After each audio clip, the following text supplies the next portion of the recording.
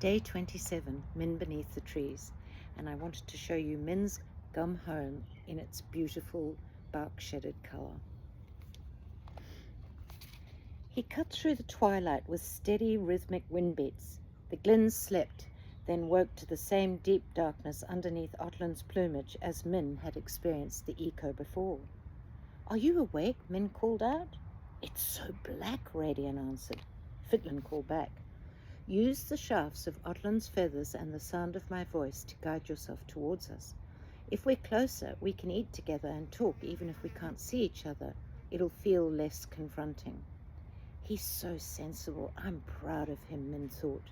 A wing touched hers. They instantly vibrated. "That must be you, Radian," she said. "Yes, it's me," he answered. "How did I know that? Was it because my wings recognized his?" she wondered. "There's a lot more to this intuitive business than you think," Flick responded. "Sure is," Min admitted, sensing luster move quietly to her other side. She was itching to settle into a deep conversation with Radian about his experience as an intuitor when a slither of anxiety sliced through her chest. "What's this about?" "Alert! Alert!" Flick shouted at her. "Who's hungry?" Fitlin asked. In response, Min shot to her feet. "Something terrible is about to happen now. Can you feel it, Radian?" Chapter 15, First Encounter. Eco 2 before mid-dark. "What is it?" Fitlin asked. "It's a monstrous wind. We must escape," Min yelled, breathing fast. She had no idea where the thought had come from. She hadn't heard anything from her wings. Radian answered, "I'm sensing a roar." "I'd say you two are intuiting a scurrilone," Fitlin said calmly. "Are your wings giving you any direction?" "Up!" Min shouted. "I'm just getting left," Radian panted. "Up and left then," Min screamed. "I'll warn Otlin," Fitlin yelled. Min could make out Fitlin clutching at feather shafts as he disappeared upwards. "Quickly!" she shouted. "There's no time. It's coming in from below and left." Min was right. Even as Otlin powered up and towards the left, an almighty force hit him in the chest, hurling him upward at immense speed. His body arched, his head dropped, his wings flattened, and his tail dipped. The glens were catapulted into the air. Min's body pitched uncontrollably about in a jungle of quills. She couldn't hear herself screaming for the deafening shriek that accompanied the force. She wanted to cover her ears, but wasn't able to maneuver her hands to her head. Her limbs were waving about like grass in a gale. Off! Landing hard, Min heard her lungs forcibly emptying. Pitch black, she put her hands out to feel about.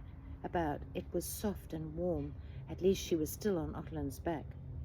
A long, airy woo continued to sound from Otlin's beak, the scurrilone's siren screech changing in pitch as it disappeared towards the right and into the distance. An airy silence followed. "Is that it? Has it broken off its attack, do you think?" "No, unlikely," Flick answered. "Otlin," Min cried. "Are you right to keep flying? I think it's coming back." Fitlin was clinging onto his tufted ears. He relayed Min's question. Otlin's voice came in fits and starts. "Ugling to... still able to fly." "Phew," Min exhaled. "What about you, Radian and Luster?" "Winded, but all right," Luster answered, sounding shaken. "That was something else," Radian responded nervily. Everyone went quiet, the whir of Otlin's wings like a lullaby by comparison to the wind's screech. Swiveling her head slowly from side to side, Min urgently pushed her hair away from her ears and listened intently. No sound. The tension in her chest tightened like strings on a lumen lyre. Then from a distance she heard it, a high-pitched whistle driving towards them. The whistle rose to a screech in a second. Too late to work out instructions, Min screamed, "It's back! Grab a sh—" Her words drowned in the cacophony as the scurrilone howled in from above and right and slammed into Otlin. Thrown downward, he twisted around in a wrenching pivot before the spiteful howler disappeared again. Legs swinging, Min screamed, "We're too late to escape this." "We're not. Concentrate. Work it out," Flick pinged. "You've got this, Min. Instruct Otlin. He's still strong enough to fly out of it," Flutter encouraged. Min didn't argue with either. She shut her eyes and willed herself to compute the angle and velocity of the next attack. Below, upwards, and from the left. Above, downwards, and from the right. "This time it will hit from the left again and sideways," she said with surprising certainty. Fitlin, she yelled at the top of her voice against the wail of the wind. Tell Otlin to bank hard left and dive now. Fitlin relayed the message. Otlin responded instantly, closed both wings tight against his body and adjusting his weight and body attitude to the left, he wheeled over and dived. A split second later, the invisible Scaralone hurtled overhead from the left, missing the desperate Megal and his precious cargo by a feather's breadth.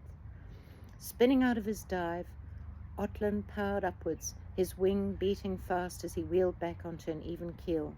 For the glins hanging on, it was almost as gravity-defying as the force of the Scaralone had been.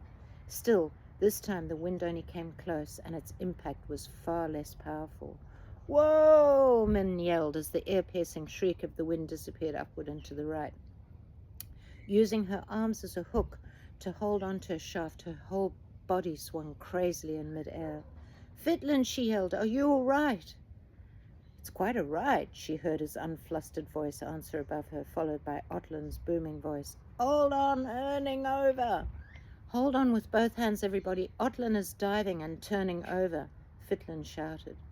Otlin pitched forward and did a half-barrel roll onto his back as an air drum splitting squall roared overhead and from the right. Dangling downward and thrashing madly about, Min twisted to the left. Her leg smashed against something. Other legs, feather shafts. "Ow!" she cried, and heard a similar expression of pain beside her.